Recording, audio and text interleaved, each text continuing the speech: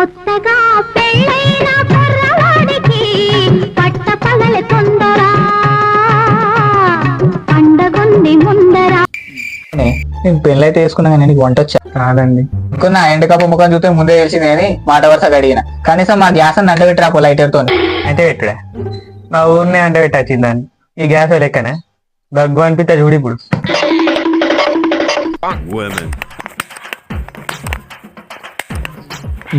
ఏంద్రు కాల వర్షం గిట్ట పడుతుంది, డబ్బా డబ్బా సౌండ్ వస్తుంది. ఇలా ఈ సత్తలేగా ఖరాబ్ అయినట్టున్నాయి. ఆ గిరాబాతో ముట్టిద్దా. ఇదేమన్నా ఎత్తాందా? వా